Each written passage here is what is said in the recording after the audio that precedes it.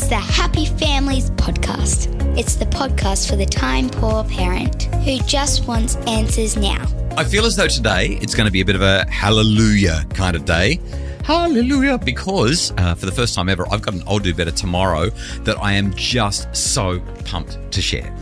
G'day, this is Dr. Justin Coulson. I'm the founder of happyfamilies.com.au and the author of a whole bunch of books about how to make your family happier. I'm here with my wife, mum to our 6 daughters, Mrs. Happy Families, Kylie. Today, it's I'll Do Better Tomorrow. It's where we introspect, talk about what's gone well and what hasn't, so that we can, well, hopefully be better parents tomorrow. Before we dive into it, though, we received a voicemail from happyfamilies.com.au. Our system is so easy to use. You literally just go to happyfamilies.com.au, click on the podcast link, press the button and start talking. It records it just like Kayla did when she reported back to us on this. Hi, Happy Families. I'm Kayla, and I just want to say thank you for your recent episode on kids and reading books. I have an 8-year-old son who recently decided reading sucked. He is a good reader, but nighttime reading had become such a chore, and my efforts to encourage him to explore reading short chapter books was futile. He came home one day from school with a Scholastic book magazine and asked if I'd purchase him a book set called Dogman. While we couldn't buy the set, I said let's go to the library and borrow them. So we went to the library, and when we found the book, he opened it with the biggest smile to look at the pages inside. My mouth could have dropped to the floor when I realised it was a comic book. Old me would have said something really dumb like, that's not a book, and really ruined the moment. But since I had just heard your wonderful words of advice that reading is reading and we should support their interests, I positively embraced the book, and to my surprise, he has happily read each night since with no protests. He even read to his younger brother in bed after being tucked in, as they just had to read one more chapter. Such a timely podcast for my family. Thanks for helping me to not be a book snob. Oh, I love that. How good. That's so good. So on March the 20th, we had a chat with Sally Rippon, the Australian Children's Laureate, and she talked all about this kind of stuff, and it's obviously had an impact on Kayla. We so appreciate you sending through your voicemail, Kayla. Happyfamilies.com.au. Let us know what's going on. Give us your feedback. We can't get enough of it. So I know why you're pretty excited today. Yes. Because we have talked a lot on the podcast. Yes. About holidays not going so well. Yes. And you've got some great news this time. Yes, I do. You actually joined us. We had a holiday as a family and it worked. So for long-time listeners of the Happy Families podcast, you'll be aware of this. But for those of you who are new-ish to the podcast, I don't know, maybe for the last 2-3 years, every time we've tried to have a family holiday, it's ended in disaster. The most recent ones being last year we were supposed to go to Cairns and I got sick. Had to show up halfway through the holiday. You'd already done all the cool stuff. And when I flew into Cairns, I was still not feeling well. And the one before that, or maybe it was the one after it, I don't remember. After. Yeah, I fell off my surfboard and broke my back and broke my neck. So and I didn't join you. And you didn't join us anyway because we just had a grandbaby. Okay, so and we've just had story after story after story of where every time we try to have a family holiday, doesn't work. This time, nailed it. All thanks to ChatGPT. You cheated so bad. So we mentioned coming into Christmas or maybe after Christmas as we did the review, I've planned all of our family getaways, weekends, whatever we're doing, camping, blah, blah, blah, for the entire year. I did that as my Christmas gift to you because I wanted holidays to go better this year than they ever have before. So far, I mean, we're in April now. So far, for January, February, March, we haven't done very well. We've tried. It's been acceptable, but it hasn't been truly family holiday sort of stuff. But this was the big one. I used every single one of my frequent flyer points and got free flights for our whole family to go to Tasmania, which was really good because I don't know if we would have spent the money to pay for that many flights. But free flights to Tassie. I used ChatGPT and told it to give me a 5-day itinerary. We booked a really, really great Airbnb, hashtag not sponsored, booked a great Airbnb at Sandy Bay overlooking the Derwent River, like just great stuff. And we rented a great big Kia Carnival so that we could get around. And for, 4 or 5 days, we had a ball. The first 3 days we followed the program exactamundo based on what ChatGPT told us to do, and it was flawless.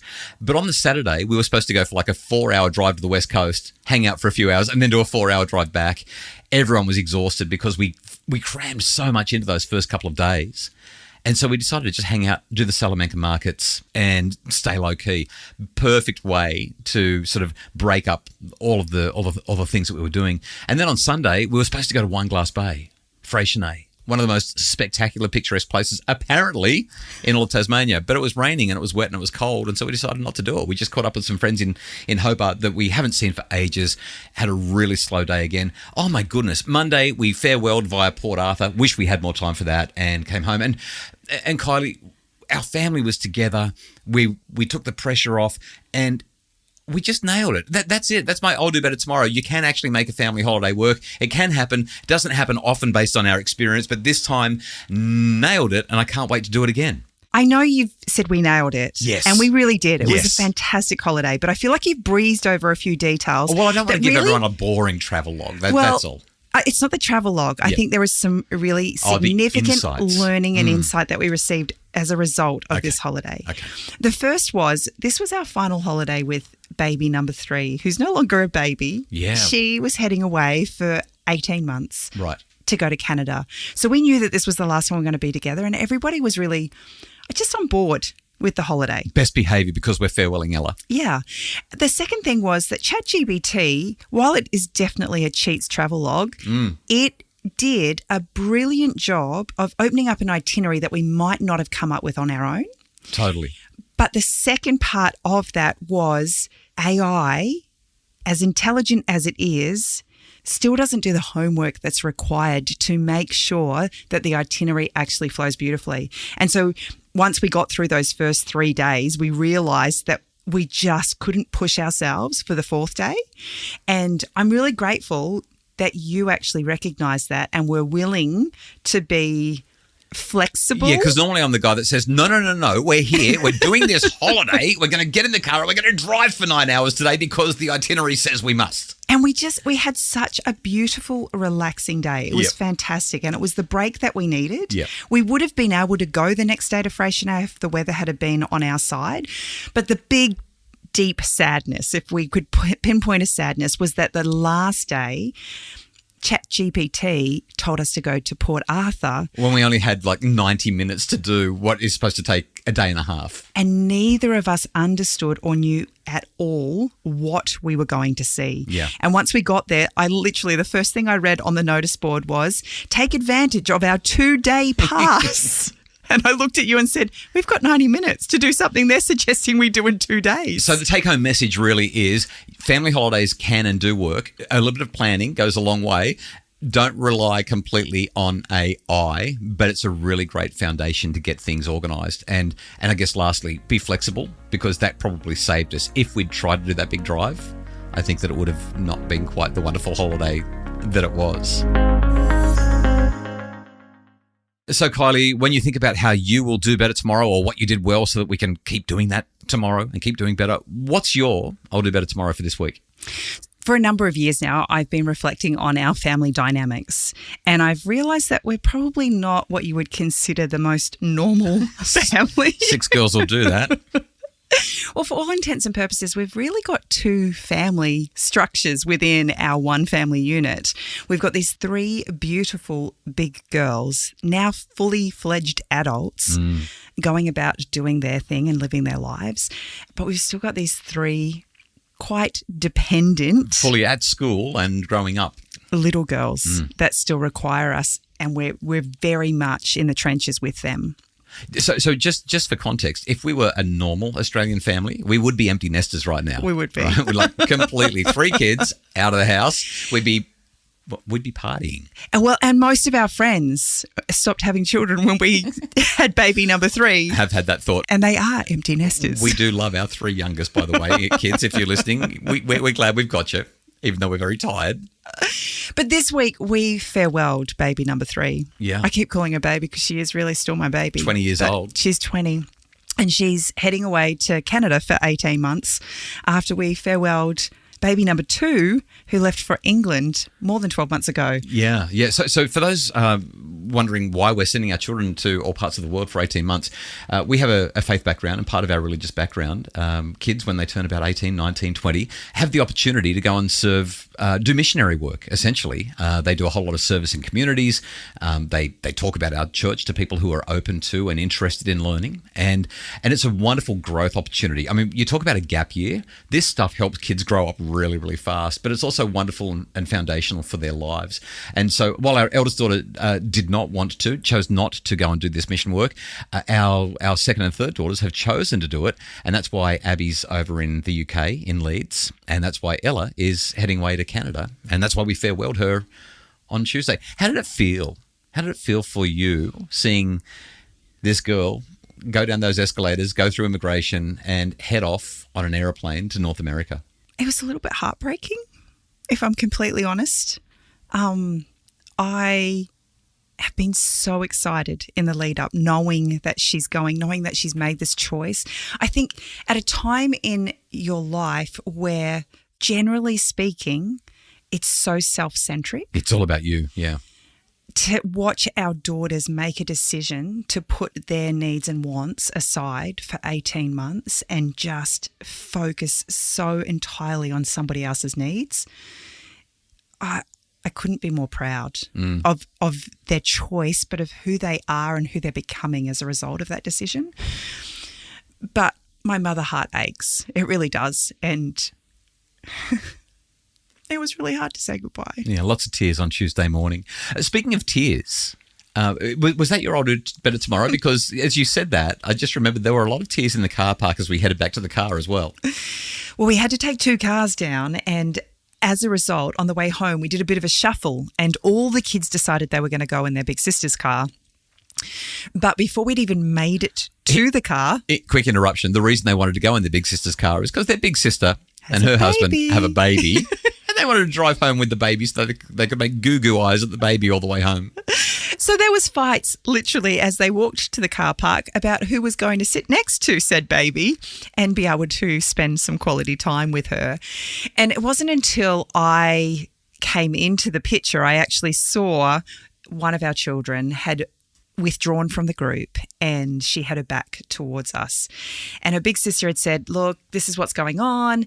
And I'm tired of this. And why do the kids always have to fight? And I just need you to know it's not okay. She can't be angry and treat everybody like this. And my initial response was to go over and get cranky at her. But the closer I got, I just saw these big crocodile tears literally falling to the ground. And in that moment, I realised this actually wasn't about where she sat. And I put my arms around her and I said, these are tears for Ella, aren't they? And she just sobbed. She absolutely sobbed. And I thought how easy it is as parents to make a judgment call in the moment based on our children's behaviour. We see something happen and we think that that is the problem. But more times than not, it's just a symptom of a deeper problem. And so to be able to sit there with her in that moment, just for a few minutes in the car park while she absolutely just poured out her heart, knowing that she's not going to see her sister for 18 months, that's a really big deal for her. I was really grateful for the insight and for the opportunity I had to just have that little snuggle. And then she was able to go off and the day was fine after that. Not very convenient. But you were counting the dollars, weren't you? Well, because the Brisbane Airport car park is like the most... I can't believe how much they charge for it. Anyway, I won't go there. But what I've said to parents often is when your children are irritating you, the best thing to do is precisely the opposite to what you want to do. Because typically what you want to do is shut them down and get cross and put them in their place. And if you can do exactly the opposite, if you can slow it right down, be there with them, listen with an open heart, a compassionate heart, it makes such a difference. And that's what I saw you do as I rushed over to the car so that I could meet you on the sidewalk just so that we could get out of the car park 40 seconds earlier so that I could save another $3. It was really, really great to watch. So the take-home message? It's all about compassion. Our kids get it wrong all the time, but I knew how my heart was feeling and I could only assume that if my heart was breaking, so was hers. Compassion, by the way, the etymology of compassion, 2 words, Latin, together, and suffering together. Beautiful. We really hope that there's some inspiration here for you to do better tomorrow in your parenting. Thank you so much for listening to the Happy Families podcast. We really appreciate that you choose to spend your time with us, and we hope that it does make your family happier. If you'd like to leave us feedback, ask us questions, or engage with us in any way whatsoever, visit happyfamilies.com.au, go to the podcast link and click on the record button. Leave us your messages there. It's so easy to use, and we would be stoked to hear from you. The Happy Families podcast is produced by Justin Rulon from Bridge Media. Craig Bruce is our executive producer. And if you would like more information about how to make your family happier, you'll find it all at happyfamilies.com.au. Have a great weekend.